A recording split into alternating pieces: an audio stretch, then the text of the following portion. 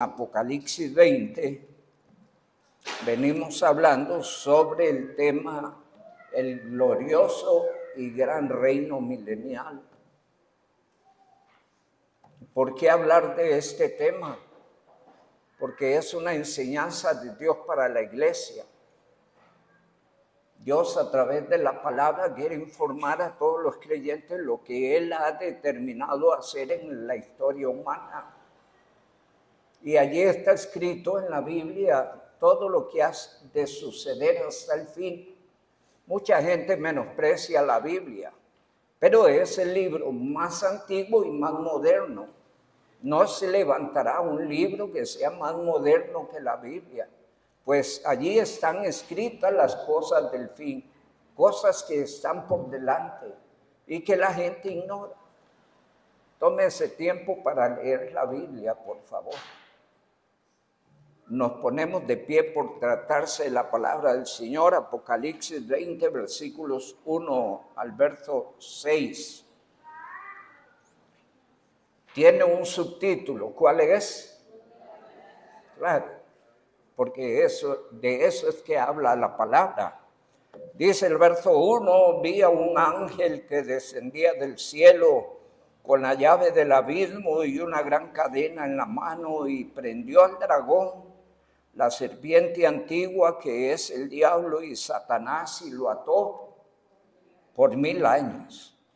Y lo arrojó al abismo y lo encerró y puso un sello sobre él para que no engañase más a las naciones hasta que fuesen cumplidos 1000 años. Y después de esto debe ser desatado por un poco de tiempo. Y vi tronos y se sentaron los que recibieron facultad de juzgar, y vi las almas de los decapitados por causa del testimonio de Jesús y de la palabra de Dios, los que no adoraron a la bestia ni a su imagen, y que no recibieron sus marcas en sus frentes ni en sus manos, y vivieron y reinaron con Cristo 1000 años. Pero los otros muertos no volvieron a vivir hasta que se cumplieron 1000 años. Esta es la primera resurrección. Bienaventurado y santo el que tiene parte en la primera resurrección. La segunda muerte no tiene potestad sobre estos, sino que serán sacerdotes de Dios y de Cristo y reinarán con él 1000 años. Y la palabra del Señor en nuestro texto nos deja bien claro de que hay un tiempo conocido como el reino milenial en un espacio de 1000 años. Y el Señor quiere que la iglesia lo sepa, ¿verdad? Quiero tal vez que juntamente con esto leamos el capítulo número 22.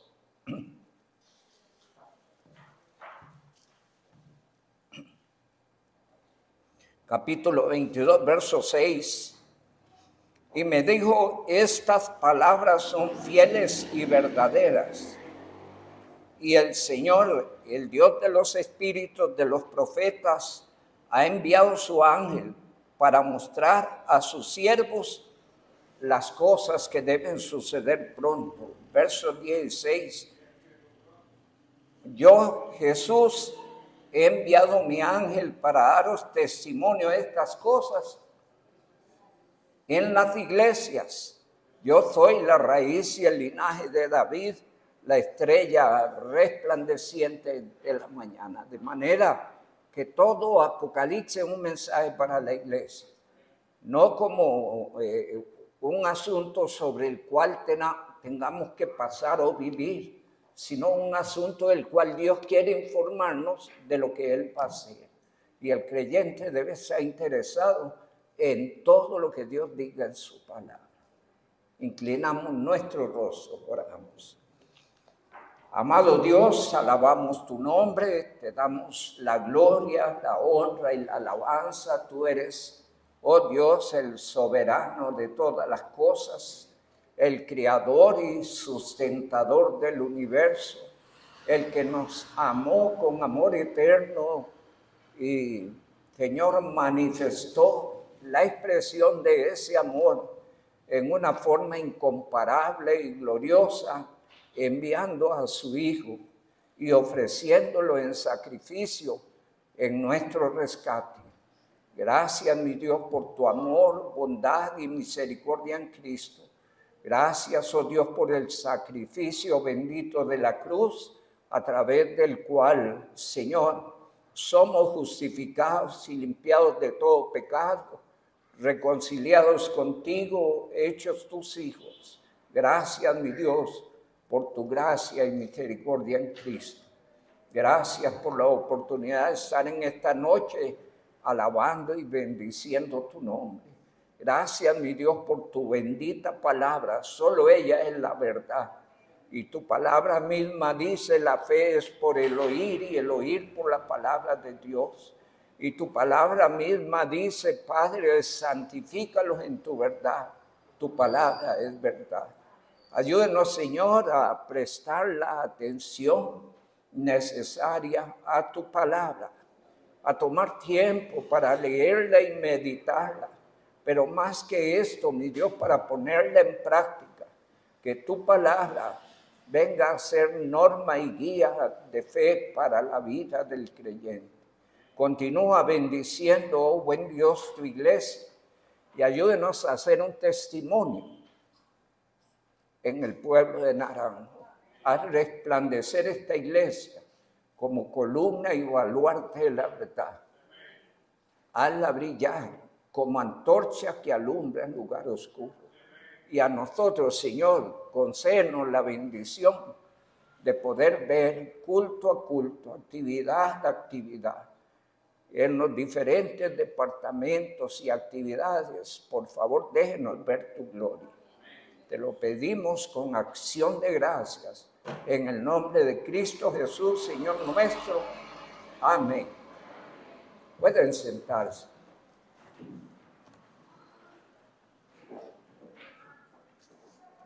Saludamos a Vinicio. ¿Sí? Doy gracias a Dios por él. Hemos orado por él y Dios ha sido bueno con él. Tenemos otra visita. Sí, tenemos una visita allí.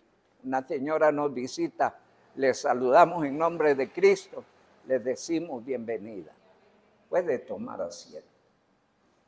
Bien, amados hermanos, estamos dentro de los propósitos de Dios para el milenio. Hay mucho que decir. En esto estamos todavía tiernos. Pero dentro de los altísimos y grandes propósitos de Dios para el reino milenial es la reivindicación de Israel ante todas las naciones. No sé si prestó atención a la lectura bíblica del capítulo 3 de Joel, donde Dios deja bien claro, y sea Isaías, sea Jeremías, sea Ezequiel, o sean aún algunos de los profetas menores, hacen alusión a lo que Dios ha determinado hacer. Entonces, dentro de los grandes propósitos, Dios quiere exaltar a su pueblo. Leímos que las naciones repartieron la tierra, esparcieron al pueblo de Israel y cambiaron los niños y las niñas por gustos perversos de las gentes. Y la palabra del Señor dice que el Señor va a hacer justicia. Allí cita pueblos como Tiro y Sidón que se llevaron sus riquezas, dice la palabra. Y entonces el Señor va a tratar con ellos. Porque Israel juega un papel dentro de la raza humana muy especial. Cuando todas las naciones le volvieron la espalda a Dios, Dios decidió formar un pueblo de un hombre. Y todos recuerdan en la Biblia, en el capítulo 12 del libro del Génesis, el llamamiento de Abraham. Dice que Abraham vivía en Ur de los Caldeos y Dios determinó llamar a ese hombre y a través de ese hombre formar un pueblo. Y fue un acto milagroso, glorioso, increíble. Porque cuando estudiamos la historia de Abraham y Sara, nos damos cuenta de que Abraham era una persona muy grande. Estaba llegando a los 100 años y Sara no se le quedaba atrás. Tenía alrededor de 90 años.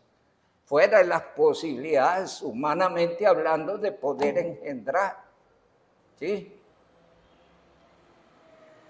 Pero Dios había prometido a Abraham un hijo. Y hay algo maravilloso que podemos aprovechar como una enseñanza para nosotros, y es que Dios es fiel a sus promesas. Y Dios lo que dice lo cumple. Por eso el creyente debe creer a la palabra de Dios. Porque si Dios pone promesas para el creyente debe creerlas. Solo deje que Dios opere en su tiempo y en su momento, ¿verdad? Y tal vez leemos allí un poquito hermoso pasaje en Romanos, capítulo 4, por favor. Esto para fortalecer nuestra fe, nuestra confianza y nuestra esperanza en Dios.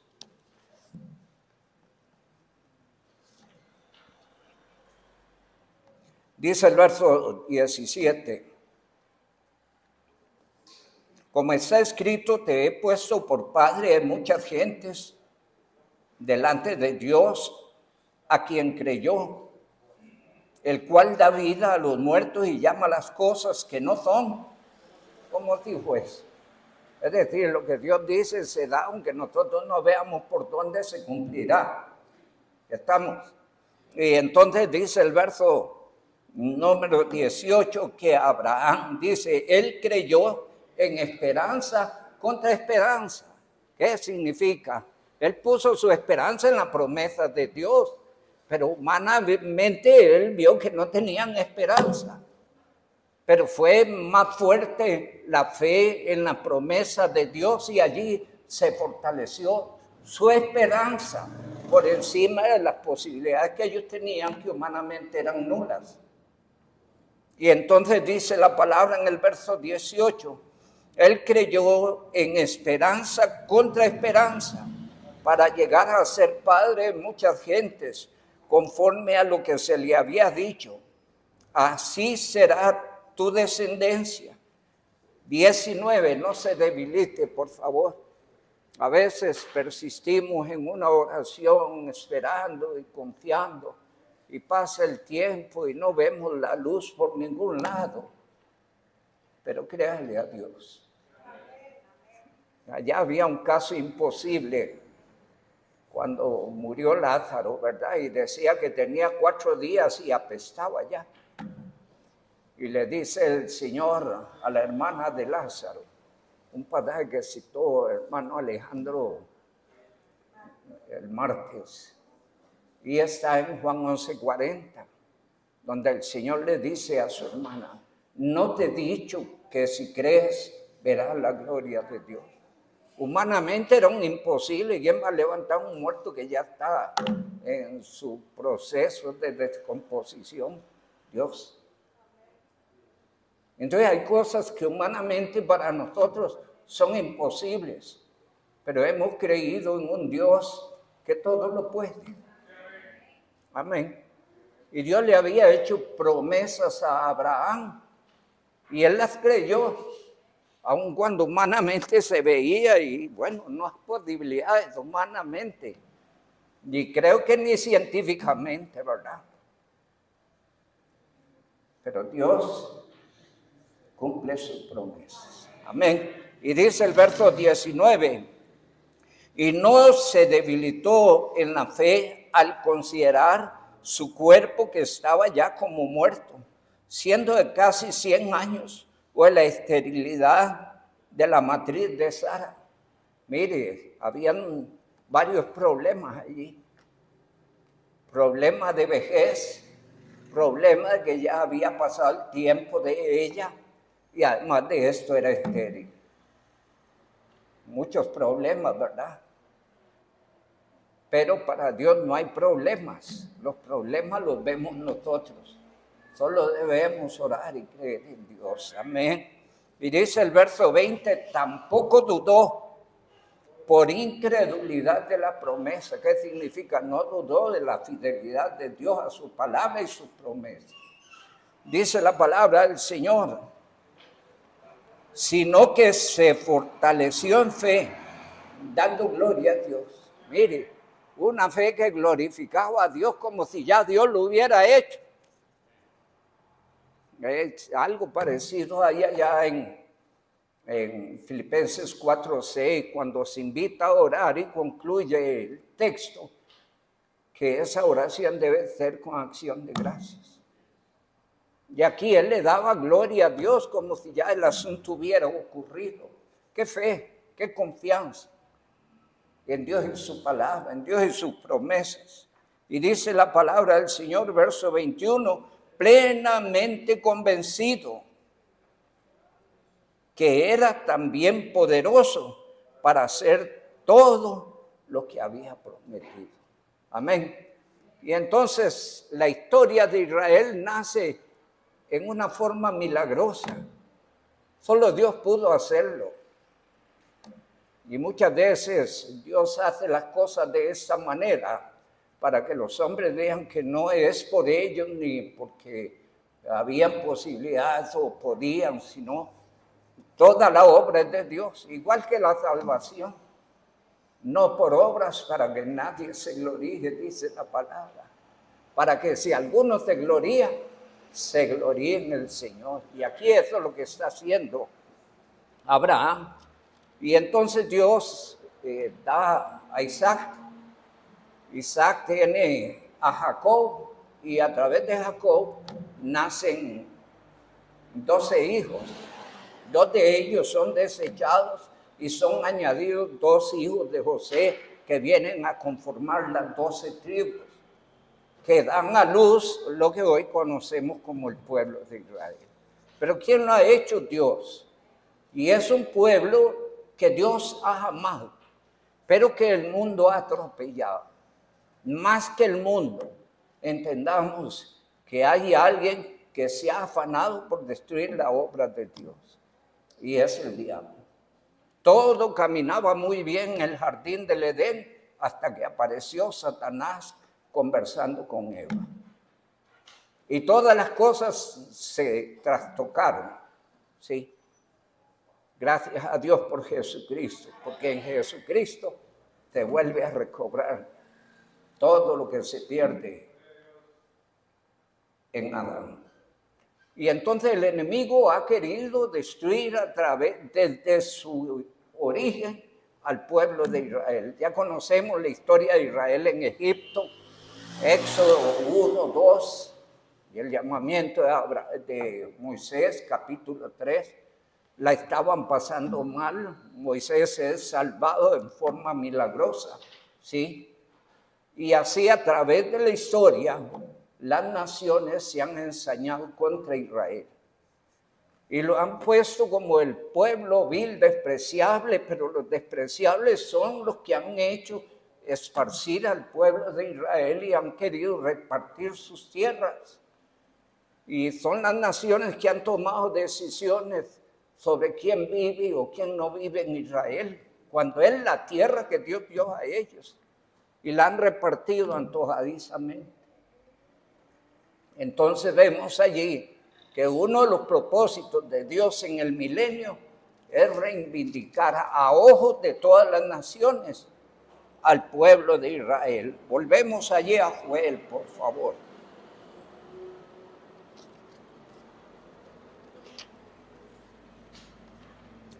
Joel, capítulo 3, versículos 16 y 17. Dios ha establecido en Israel, propiamente en Sión, propiamente en Jerusalén, su centro de autoridad. Y allí, en su momento y en su tiempo, Cristo se sentará sobre lo que fuera el trono de David. Y desde allí gobernará y reinará. Dicen los versos 16, y Jehová rugirá desde Sión y dará su voz desde Jerusalén. Temblarán los cielos y la tierra, pero Jehová será la esperanza ¿de quién? De su pueblo y la fortaleza de los hijos de Israel.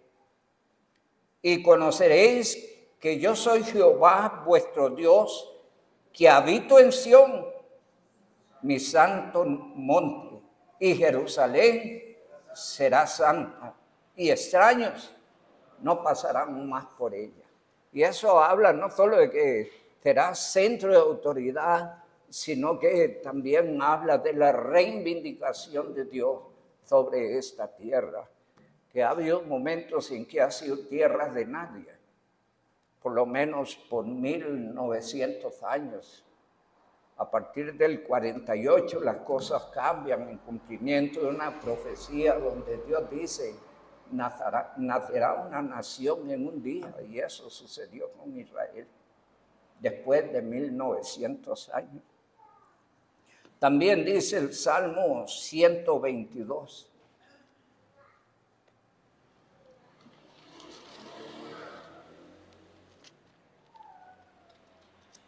Salmo 122, versos 3 al verso 5.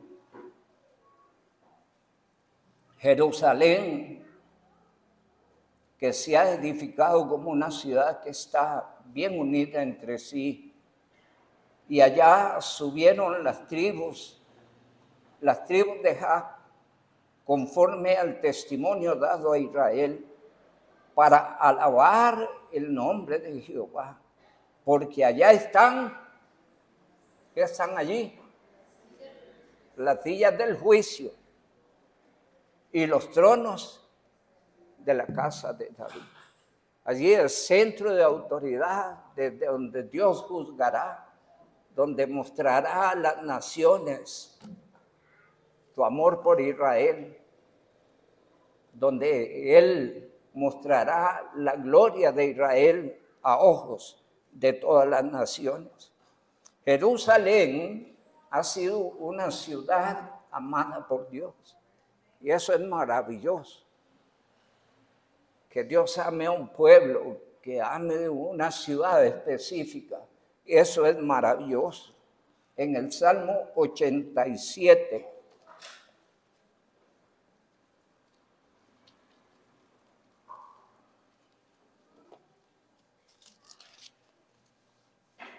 Salmo 87, versículos 1 al 3.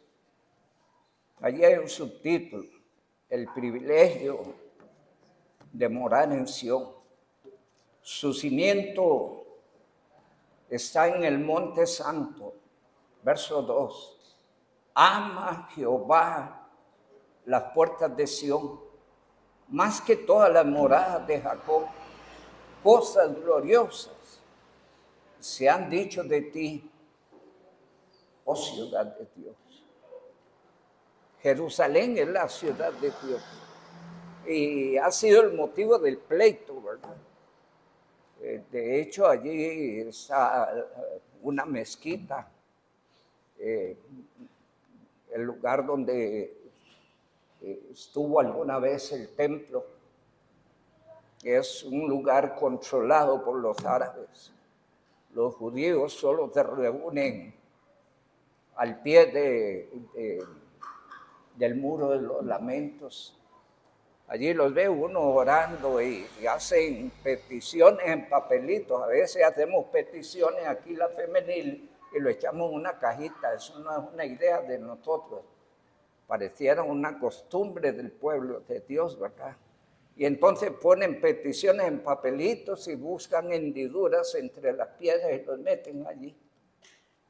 De cuando en cuando limpian esas piedras y se vuelven a llenar de papelitos y peticiones a Dios. A la mano izquierda del muro de los lamentos, propiamente donde ellos se reúnen, hay una sinagoga, donde es exclusivamente para la lectura de la Torá. Y allí se dedican ellos. Es un lugar especialmente para el ejercicio espiritual, donde ellos sienten la cercanía de Dios. Vendrá el día en que esa abominación no estará ahí, sino que estará el templo de Dios.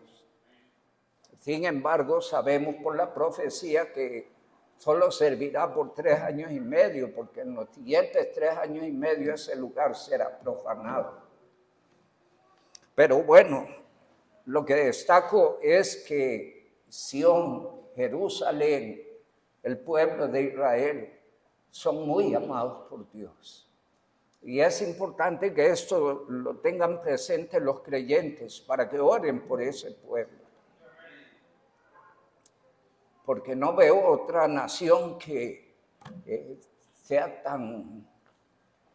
vea tan envuelta en tantos conflictos a través de los años, desde su nacimiento en 1948. Trate de estudiar las guerras que ellos han tenido. Ahí está la guerra del 67, la guerra del 72 y hay otras muchas más. Y esta última queda contra 7 frentes. Y ahí están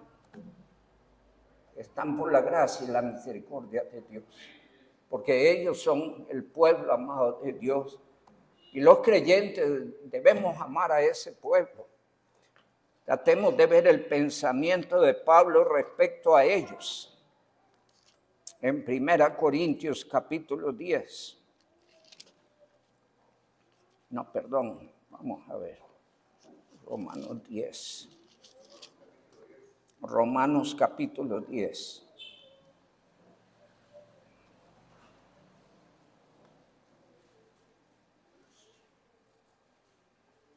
Pablo amaba a su pueblo. Pablo oraba por su pueblo. Pablo quería que su pueblo fuera salvo. Pablo sabía que eran muy religiosos, muy temerosos de Dios. Eran sinceros. Pero escúcheme esto, es muy importante. La sinceridad, si no está fundamentada en la verdad de Dios, esa sinceridad no sirve y lleva a la condenación. No importa cuán religioso sea yo. Tenemos casos como el de Nicodemo, era un principal de los fariseos, eso lee uno en el capítulo 3 de Juan, pero no era salvo. Era un líder religioso dentro del pueblo judío que no era salvo, pero él quería saber. Y ese es el principio para que Dios opere, amén, que uno quiera saber. Y entonces él llegó al Señor de noche y el Señor le dice: os es necesario nacer de nuevo. ¿Sí? Y al igual que él, está el pueblo de Israel, no solo en la época de Pablo, sino todavía hoy. Y por eso los creyentes debemos orar por ellos. Dice el capítulo 10 de Romanos: hermanos, ciertamente el anhelo de mi corazón y mi oración a Dios por Israel es ¿para qué? Él no pedía que fueran prosperados, que fueran salvos. Dice el verso 2, porque yo les doy testimonio de que tienen ¿qué cosa? Celo de Dios, pero no conforme a ciencia. Usted va a la definición de ciencia, en su concordancia va a encontrar que se traduce conocimiento. Entonces lo que quiere decir el texto es que ellos ciertamente eran temerosos de Dios, pero no conforme al verdadero conocimiento. Y por eso predicamos el Evangelio, porque hay mucha gente sincera y temerosa que no conoce a Cristo. Y por eso hay que predicar el Evangelio. Dice el verso número 3, porque ignorando la justicia de Dios y procurando establecer la suya propia, no se han sujetado a la justicia de Dios. Y de acuerdo al verso 4, ellos seguían ligados a la ley. Y al verso 4 les dice: el fin de la ley es Cristo. Amén. Sí, Cristo satisfizo, cumplió la ley en favor nuestro, porque ningún ser humano podría cumplirla. Dice allá Colosenses 2:14, que Él enclavó en la cruz las actas que nos eran contrarias. ¿De qué está hablando? De que Él cumplió la ley y en Él el fin de la ley es Cristo, lo que leemos en el verso 4 de nuestro texto. De manera que, amados hermanos, oremos a Dios por Israel, para que Dios lo proteja. Sí, que deje su paz en Jerusalén. Es lo que Dios pide, que por lo que oremos, ¿verdad? Y cada creyente está interesado, no se deje influir por la opinión de las naciones tocante a Israel. Porque Israel siempre será puesto como el malo. Siempre. Al diablo le interesa eso. Y eso es lo que cree todo el mundo. Pero nosotros estamos viendo algo importantísimo. ¿Quién es Israel para Dios? ¿Quién es Jerusalén para Dios? Y eso no va a cambiar. ¿Saben por qué no va a cambiar? Porque nuestro Dios es un Dios inmutable. Dios no cambia. Uno lee en Hebreos 13:8 que Jesucristo es el mismo ayer y hoy y por los siglos. Él no cambia. El cielo y la tierra pasarán, pero mis palabras no pasarán. Lo que está establecido tocante a Israel se cumplirá. En Isaías 62,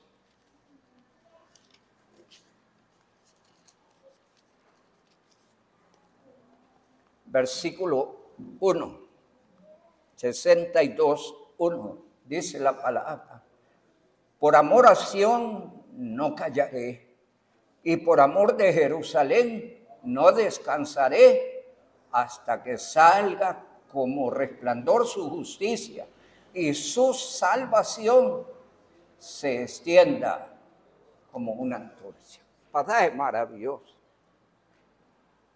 Dios no va a descansar hasta que cumpla su propósito en lo que tiene que ver con el pueblo de Israel. En el Salmo 48,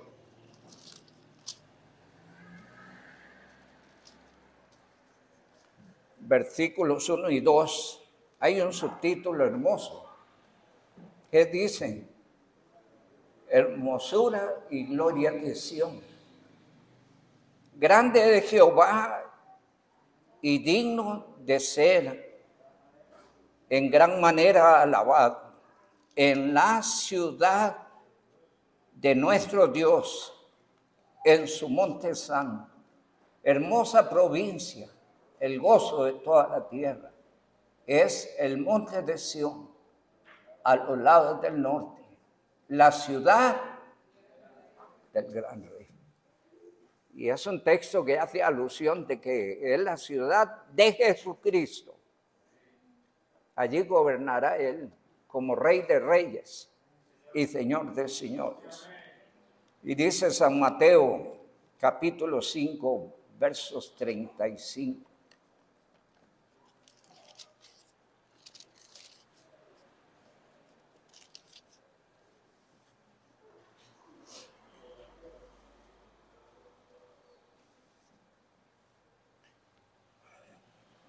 Está el Señor ahí llamando la atención. Tratemos de aprovechar las enseñanzas del Señor. Dios no quiere que nadie jure por ninguna cosa.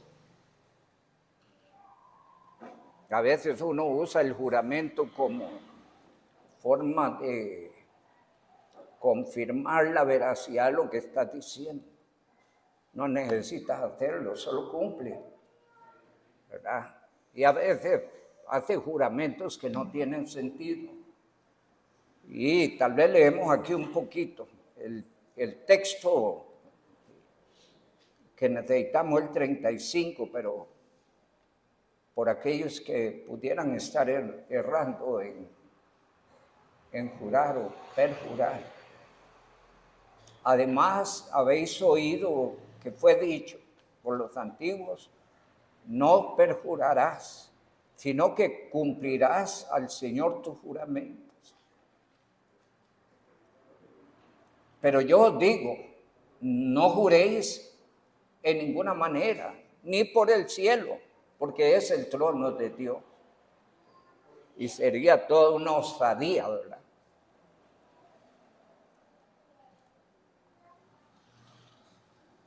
Ni por la tierra, porque es el estrado de sus pies. Pero detalla, me llama la atención, habla del cielo, habla de la tierra, pero habla de Jerusalén. Y dice el verso número 35, ni por Jerusalén, porque es la ciudad del gran rey. Y merece respeto. Los cielos merecen respeto porque es el trono de Dios, la tierra porque es el estrado de sus pies, y Jerusalén porque es la ciudad del gran rey. Son las razones que la Biblia nos da. Define el Señor en el reino milenial, dentro de uno de sus propósitos, define a Sión como un lugar de adoración. En adelante, para todas las gentes que estén viviendo ya no solo en el reino milenial, sino en el futuro, en el reino eterno de Dios. Jerusalén será siempre Jerusalén para Dios.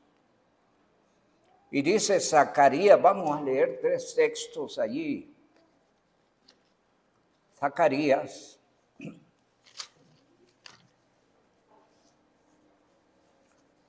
capítulo número 8. Zacarías, capítulo número 8, versículos 20 al 23. Así ha dicho Jehová de los ejércitos. Aún vendrán pueblos y habitantes de muchas ciudades, y vendrán los habitantes de una ciudad a otra y dirán, vamos a implorar el favor de Jehová y a buscar a Jehová de los ejércitos.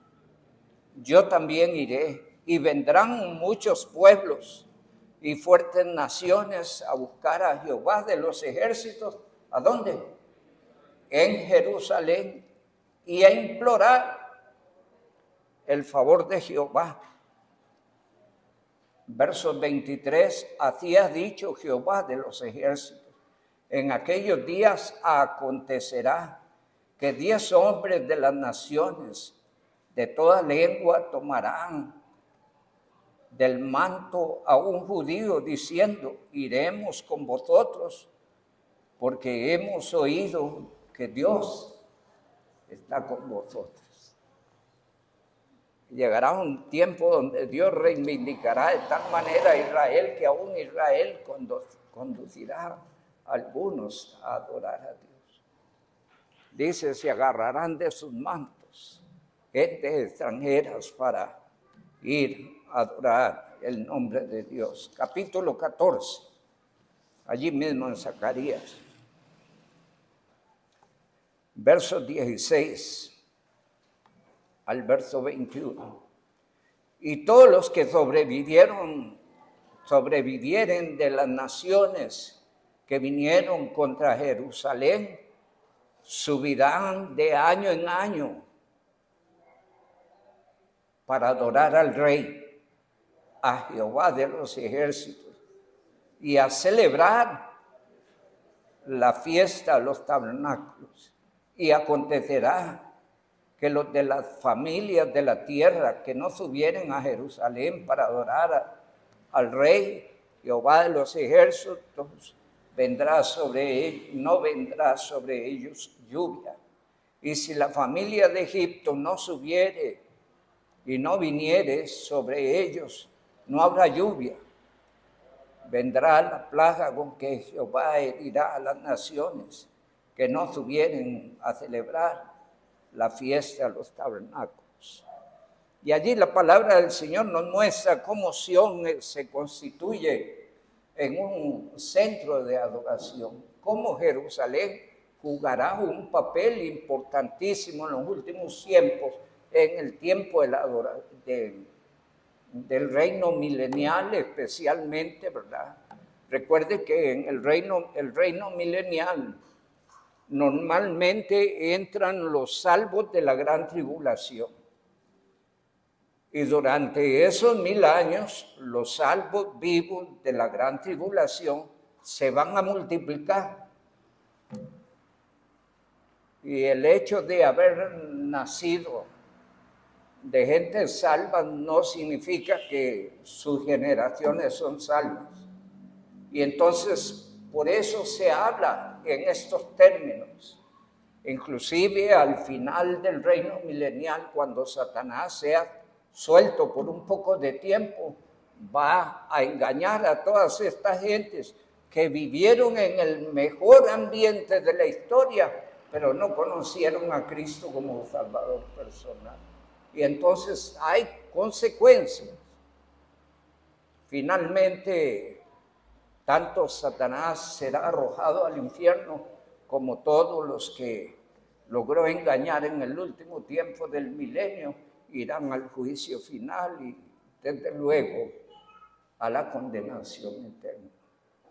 El punto no eso es, el reino milenial tiene propósitos hermosos y dentro de esos propósitos hermosos no solo de reivindicación de Israel ante las naciones, de engrandecer a Jerusalén como un centro de adoración, de autoridad, donde Cristo reinará, sino que también en ese tiempo la iglesia tiene el honor, la inmensa bendición de reinar con Cristo. Pero de eso hablaremos, si Dios lo permite, la próxima semana. ¿Qué aprendemos de esto? Mire, usted tiene un honor inmenso. Estar en Cristo es lo mejor de lo mejor. Nosotros esperamos la venida de Cristo, pero al Señor, al informarnos de estas cosas, no solo nos hace ver de qué cosas nos ha librado, del honor que tenemos, pero también de la responsabilidad. Aún Cristo no ha venido por su iglesia y pudiéramos hacer que otros vengan al conocimiento de Cristo. Yo no sé, de repente familiares suyos, yo no entendería cómo un creyente pueda mantenerse imperturbable sabiendo que su papá y su mamá van al infierno, porque su hermano y su hermana están caminando al infierno, y que no hace nada, ni ora por ellos, ni les predica el evangelio. Piensen esto, porque estamos hablando de un asunto muy serio. Y Dios quiere que usted esté preparado, por favor. Tal vez termino con un pasaje allí importante en Romanos capítulo 13.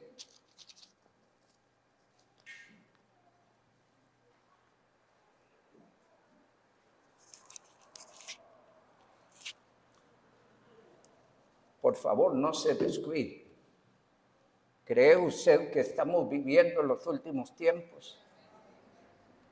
Se puede demostrar bíblicamente que estamos viviendo los últimos tiempos, pero eso se lo dejo de tarea a usted. Yo le puedo dejar, ponga tarea ahí, 1 Timoteo 4, versículos 1 al 3. Ese pasaje habla de la apostasía. Eso es muy común hoy. Pero también habla 2 Timoteo capítulo 3, también versículos 1 al 5, del comportamiento que tendrían las gentes en los últimos tiempos. Trate de mirar eso en tu casa. Con solo estudiar esas dos escrituras, usted se da cuenta que estamos viviendo en los últimos tiempos. 2 Timoteo capítulo 3, nunca en la historia se ha visto el comportamiento, en la historia anterior, el comportamiento que está viendo hoy. ¿Sí? La gente ha cambiado sus emociones, sus sentimientos, su forma de ser. Allí usa la palabra despiadados, sin misericordia, implacables. Ya eso lo leerás usted en su casa. Y por eso tratamos de resguardarnos un poquito, poniendo verjas, cámaras y todo eso. Y todo el mundo está tratando de protegerse porque el ambiente es muy peligroso, porque las gentes han cambiado su comportamiento. El texto con que deseo terminar está allí en Romanos 13, verso 11. Dice la palabra, y esto, conociendo el tiempo, que es ya hora de levantarnos del sueño, porque ahora está más cerca de nosotros nuestra salvación que cuando creímos. Cristo viene, amén. La noche está avanzada, se acerca el día, desechemos pues las obras de las tinieblas y vistámonos de las armas de la luz. Tómese más en serio su vida espiritual. Da consejos el 13, no andando, verso 13, andemos como de día honestamente, no en glotonerías y borracheras, no en lujurias y lascivias, no en contiendas y envidias. Y hay un consejo hermoso en el verso 14, sino vestidos del Señor Jesucristo, no proveáis para los deseos de la carne. Estemos preparados, Cristo viene, pero mientras Cristo viene, usted y yo tenemos un desafío, y es predicar a otros a Jesucristo. Que el Dios Altísimo les siga bendiciendo. Gracias.